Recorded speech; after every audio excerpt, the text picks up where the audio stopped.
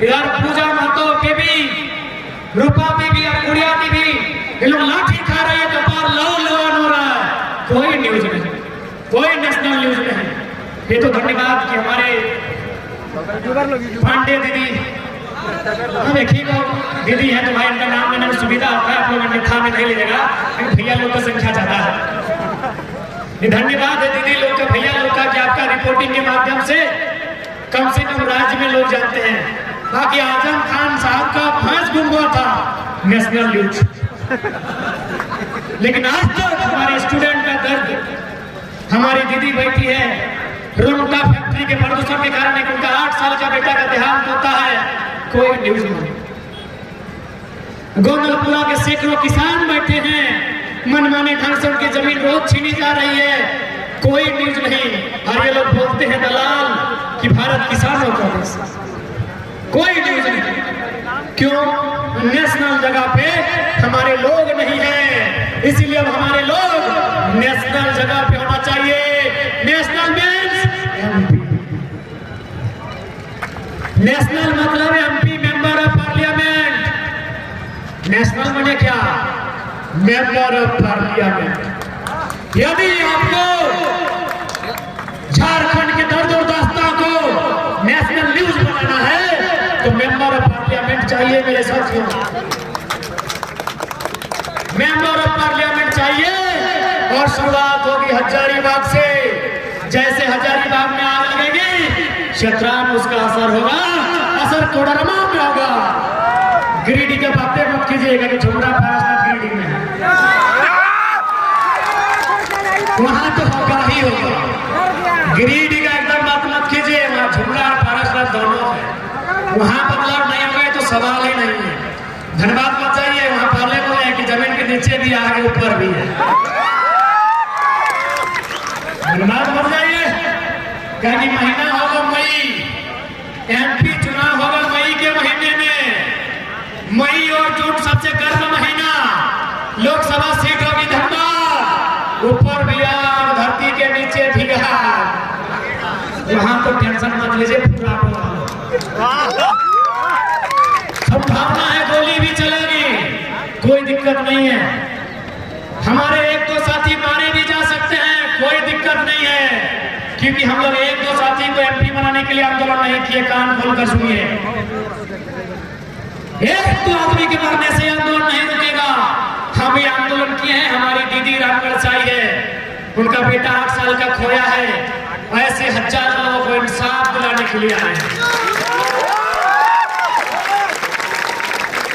हम MP MLA बनने नहीं आए हैं, हम ऐसे हजारों अनगिनत लोगों को इंसाफ दिलाने आए हैं। इसीलिए 1-2 लोग मारे भी जाएंगे, जाहिर सी बात है। धनबाद माफियाओं का गढ़ है, मारे जाने की संभावना होगी, एकदम नहीं मरेंगे, फर्क नहीं है, मरने दीजिए।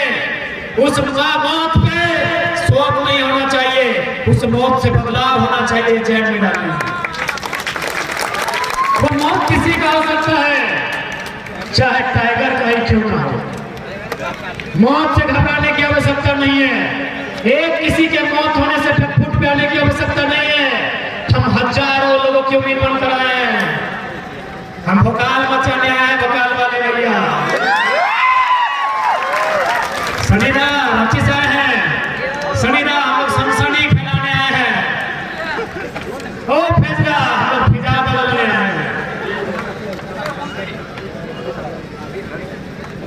कुंदनदा, हम लोग पारसनाथ में चंदन खिलाने आए हैं। इसलिए हम लोग एमपी एमएलए बनने नहीं आए हैं, हजारों लोगों की उम्मीद बनने आए हैं। और विश्वास कीजिए, मेरा टेलीफोन से बात हुआ है आईपीएस से, बोला यार एमपी एमएलए से ज्यादा तो आईएएस आईपीएस लोग ढीला हो गया है। बोला छोड़ा तो मुखिया नहीं है, सब बोलता है एडीसी कोयला चोरी हो रहा है। बकायदा एक आईपीएस ने हमको फोन किया था, बोला टेलीग्राम में आओ, टेलीग्राम सेफ है। बोला ठीक है सर।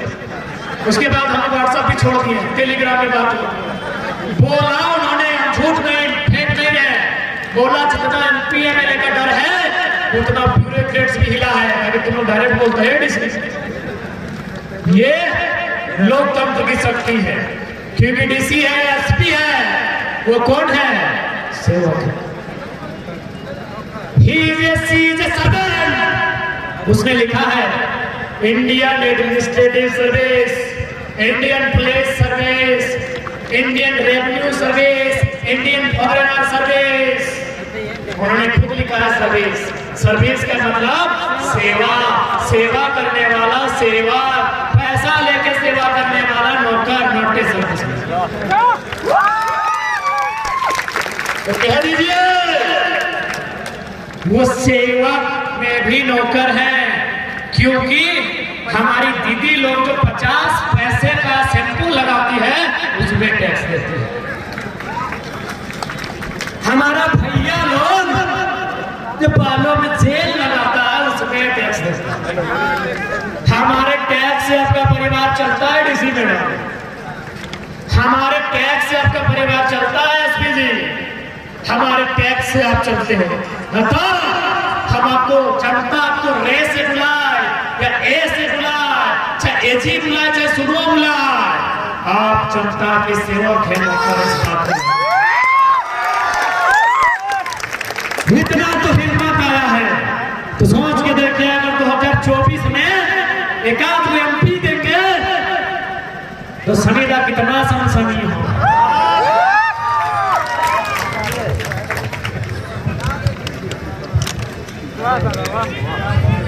समझ सकते हैं कि नहीं? समझ सकते हैं हम लोग। लेकिन मुखिया के पद को धारित तो नहीं करते हैं, लेकिन ब्यूरोक्रेट्स बोलते हैं कि नहीं लड़का लोग सही है। हम लोग भी चाहते हैं कि ऑनेस्ट गवर्नमेंट मिले, ऑनेस्ट पब्लिक सर्वेंट मिले, ऑनेस्ट एमएलए मिले, जिससे हम काम कर सके। ये अंगूठा छाप लोग से नहीं काम मिले। एक भाई ये अधिकारी से बात हो रही थी जो फिलहाल हमारे यहाँ से ट्रांसपोर्ट में भी बोल रहे थे कि हम लोगों को भी खुशी होगी कि master of arts, doctor of philosophy ऐसे नौजवान विधानसभा में आएंगे। ऐसे नौजवान के लिए जब हम पॉलिसी बनाने के लिए अपना आइडिया देंगे तो हमें भी खुशी होगी, हमें तकलीफ होता है चाहे लोग ही सुनते हैं। इनकी जब सुनते हैं तो हमें भी तकलीफ होता है। जो ईमानदार IAS IPS से बकायदा बोलते हैं, टेलीफोनिक बात होती है हमसे कि हमें भी खुशी होगी कि आप जैसे नौजवान सुन के आएंगे, हमें भी काम करने में सुविधा होगी। इसलिए आज राज्य सरकार को संदेश दीजिए कि आप बहुत क्रिकेट खेले, 70 लाख तो खेले, छक्का भी नहीं मारा 12, तो हम लोग को फुटबॉल का मौका दीजिए, 50 नॉकआउट मारेंगे। अच्छा करते हैं। हालांकि माननीय मुख्यमंत्री उनका हम सम्मान करते हैं, झारखंडी हैं, लेकिन उनके आगे पीछे दाएं बाएं ऊपर नीचे आगे पीछे सब कब्जा करके बैठा। हम आपको बकायदा मंत्री की कहानी सुना रहे हैं। वो मंत्री जी मुख्यमंत्री आवास मिलने में पिंटू श्रीवास्तव को सलामी करा, उसका स्वाभिमान में ठेस पहुंचा। बोला क्या करें बाबू, मंत्री हैं इसीलिए झेल लिए, आप लोग मौका दीजिएगा तो आएंगे। विधायक लोग का तो गिनती नहीं होता है राजा जी के दरबार। मैं मंत्री की बात कर रहा हूँ, कोई फिक्र नहीं। यदि आपको मजाक लग रहा है तो जाइए, यहाँ बगल की विधायिका है मैडम, ये है सत्तारूढ़ दल से हैं, उनको लेके जाइए मुख्यमंत्री के दरबार हाजिरी देने, देखिएगा उनका व्यवहार। तो इसलिए ये कैसा आजाद झारखंड, ये कैसा अलग राज्य झारखंड। आज भी गांवों में, आज भी किसानों में आजादी नहीं, जब उनकी जमीनें छीनी जा रही है, उनकी नौकरियों को बेचा जा रहा है, बेकार से बेकार पॉलिसियां लेके आ रहे हैं, और कुल मिलाकर झारखंड की दुर्दशा की। इसलिए नौजवानों, मैं स्पष्ट कहना चाहूंगा, 2024 एक मौका है हमारे लिए। यदि 2024 को हम लोग मिस करते हैं तो शायद 29 आएगा, तब तक क्या पता कई सैकड़ों गांव शायद कोयला खदान के नीचे कहीं दफन न हो। इसलिए आज हमें बदलाव इसलिए करना होगा ताकि हमारी विधानसभा के भीतर हमारे भाइयों हमारे बहनों की नौकरी बचे और लोकसभा के भीतर हमारे बाप दादाओं की खेती बचे। और ये हम नहीं कह रहे, देश के 5वें प्रधानमंत्री माननीय चौधरी चरण सिंह ने कहा था, अरे वो किसानों, एक नजर रखो खेत खलिहान पे और दूसरी नजर रखो लाल किला के मचान पे। इसका क्या मतलब है? इसका सीधा मतलब है कि यदि किसान हो तो एक आंख से अपना खेत देखो और दूसरी आंख से राजनीति में कौन लोग क्या घट रहा है देखो। यदि खेत नहीं देखोगे तो फसल भी बर्बाद और खेती नहीं करोगे तो नस्ल भी बर्बाद। खेतवा बेच के छोड़े आईफोन लिए तो ये हम नहीं, देश के 5वें प्रधानमंत्री माननीय चौधरी चरण सिंह ने कहा था, एक नजर खेत खलिहान पे, एक नजर लाल किला के मचान पे। अब लाल किला का मचान मतलब पॉलिटिक्स, कि वहां कॉर्पोरेट्स को फर्क नहीं पड़ेगा, वहां अमीरों को फर्क नहीं पड़ेगा। इसलिए फर्क नहीं पड़ेगा क्योंकि जो टाटा खुद फारसी है, जिसका एक बित्ता जमीन नहीं था, आज हमारा झारखंड में कब्जा कर लिया है। टाटा जमशेदपुर, टाटा इंडियन नहीं है, बता रहे हैं आपको डायरेक्ट। और इतना हिम्मत करना आसान बात नहीं है। खुले मंच पे कह रहे हैं, सांसद सुनील महतो की हत्या में 0.01 ही सही टाटा का भी रोल है। खुले मंच पर सुन लीजिए, काफी ठोक के कह रहे हैं। ये हिम्मत इन डरपोक सांसदों की नहीं है जो कल का लड़का कर रहा है। टाटा का रोल है 0.001% ही सही सुनील महतो को मारने में टाटा का रोल है। इसीलिए चौधरी चरण सिंह ने कहा था लाल किला की मचान, क्योंकि फर्क अडानी को नहीं पड़ेगा, फर्क वेदांता को नहीं पड़ेगा, फर्क बिरला बजाज अंबानी को नहीं पड़ेगा, फर्क टाटा को नहीं पड़ेगा, फर्क उद्योगपति को नहीं पड़ेगा, फर्क किसान को पड़ेगा। किसान को पड़ेगा। आज लाखों लाखों एकड़ जमीन किसान की छीनी जाती है। सुना है अरबपति का कुछ पैसा छीना जाता है। इसीलिए मेरा मानना है, ये मैं अपना ओपिनियन रखता हूँ, जिस प्रकार आप किसान की जमीन जबरन अधिग्रहण करते हैं विकास के नाम पे, आप उद्योगपतियों का भी पैसा अधिग्रहण कीजिए, जैसे वो 10 अरब पार करेगा। इतना पैसा क्या करेगा? भले ये मजाक क्या कह रहे हैं, लेकिन भारत विश्वगुरु क्या अंबानी मैडम का 3 लाख का साड़ी से होगा, या गांव की सबसे गरीब आदमी, सबसे गंवार आदमी, गंगा की पत्नी के गठरी में जो पैसा है उससे भारत विश्वगुरु बनेगा? अंबानी मैडम की चाय से 90,000 की 1 लाख का पीती है। गांव के सबसे गरीब आदमी गंगिया, गांव में गंगिया बुधनी नाम बड़ी होता है। अभी तो किट्टू सिट्टू रीना पिंटा सिंटा क्या नदिया कबिया हो गया।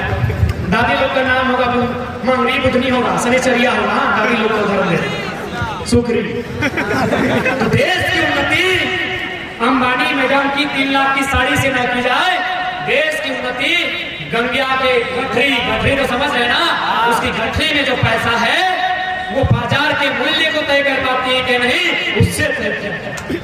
तो यदि गवर्नमेंट के पास ये नियम है, यदि गवर्नमेंट के पास ये नियम है कि विकास के नाम पर किसान का खेत ले सकते हैं, तो अरबपतियों पे नियम बनाइए। जैसे ही आप सर्वे कीजिए, 5 लाख 10 साल में तय कीजिए, और जैसे ही क्रॉस करता है पैसा सरकारी फंड।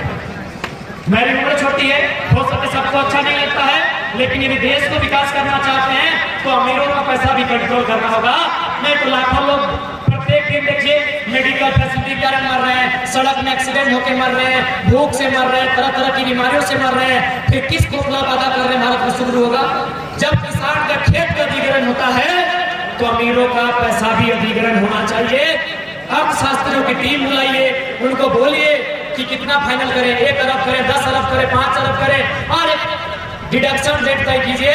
जैसे ही आप अरब को पार करेंगे वो ऑटोमेटिकली गवर्नमेंट के खाते में चला जाएगा, ऑटोमेटिकली। यकीन मानिए ये आइडिया हम लोग संसद में रखेंगे, भले लोग हंसेंगे कि अमेरिका, 1 घंटा अमेरिका का पॉपुलेशन 33 करोड़ है, एरिया 9.8 मिलियन यानी 98 वर्ग किलोमीटर है। हमारा एरिया 32 लाख वर्ग किलोमीटर है। जनसंख्या 135 करोड़ है।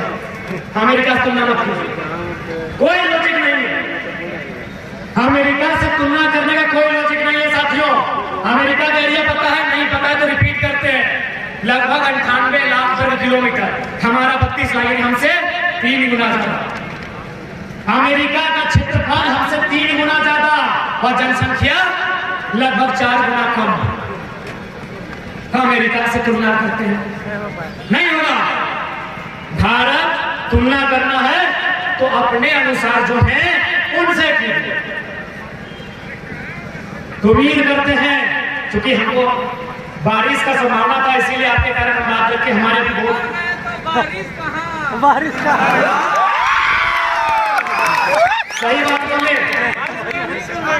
एक बात सही है कि आंदोलन करना, हमारा यहाँ आना, ये हमारी मर्जी नहीं, ये नियति का खेल है। नहीं तो हजारीबाग में बारिश ये नियति का खेल है। वरना एक साधारण सा लड़का जिसको पढ़ने नहीं आता, देखिए कम ढीला इसलिए बना लिया। I can show you belt नहीं, एक लड़का ऐसा जिसको पैंट बांधने नहीं आता है, 150 का टी शर्ट खाली पाँव है, लेकिन आपके बीच खड़ा आपके बोल रहे हैं, आप सुन रहे हैं और बदलाव करने के लिए जा भी रहे। क्यों नहीं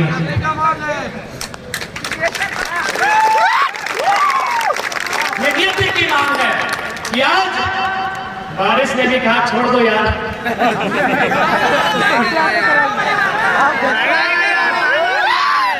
इससे पहले सुने थे बारिश 2 लोगों की फरियाद सुनता था, एक किसानों की, दूसरा आशिकों की। एक किसानों की सुनता था, ज्यादा तो पता था यार खतरा बर्बाद हो गए। आशिकों की सुनता था ना कि जब पड़ेगा मोहब्बत से तेरा वास्ता, ये बारिश तो खूब बदलेगा रास्ता। आज तीसरा यानी हम नौजवानों की जो आंदोलन कर रहे हैं, इसकी बात भी बारिश ने, नियति ने, प्रकृति ने सुना। आपको विधानसभा घेराव याद होगा, सत्याग्रह 3 किलोमीटर के रेडियस में चारों तरफ बारिश हुई थी, लेकिन यहाँ सत्याग्रह का आंदोलन तो वहां नहीं हुआ था। आप याद है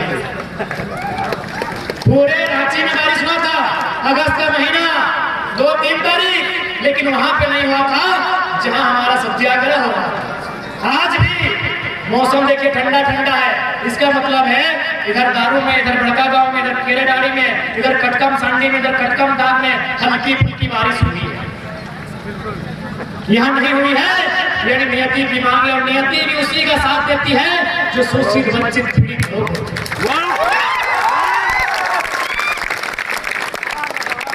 इसलिए ये 24 की लड़ाई एक निर्णायक, एक ऐसी जंग होगी जिसमें हमारे पास म्यान में वो सिर्फ खुली तलवारें हैं।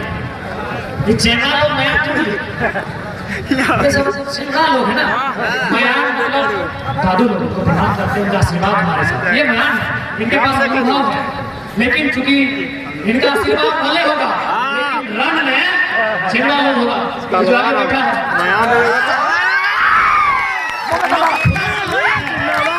खुला तलवार है, और खुला तलवार देखिएगा आगे भी काट सकता है, पीछे खुद भी काट सकता है, यानी हमारे लिए 24 रिस्की है। इस बात से इनकार मत कीजिएगा। हम स्वीकार करते हैं हमें 2 धारी खुली तलवार है।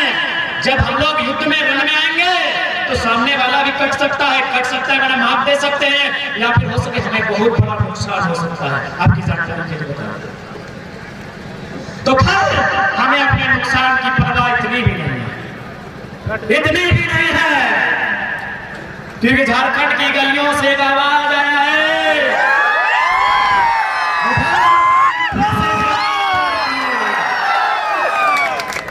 तुम लाख चला लो गोलियां ये कम नहीं होंगे, तुम लाख चला लो गोलियां ये कम नहीं होंगे, गर्दन कटेंगे लेकिन कम नहीं होंगे।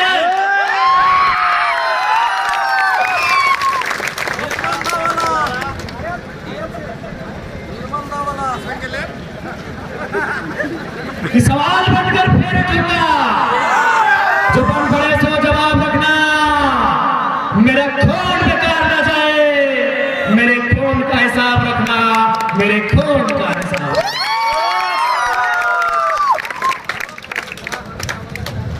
उम्मीद करते हैं हम लोग जो बात कहने के लिए गांधी मैदान में आए हैं, आप लोग उस बात को समझे होंगे और आपसे थोड़ा विशेष अनुरोध करेंगे कि जब हम अपनी वाणी को विराम देंगे, हमारे और 2-3 वक्ता साथी हैं जो इसी क्षेत्र से हैं, उनका धन्यवाद ज्ञापन लेते हुए सुनते हुए जाएंगे।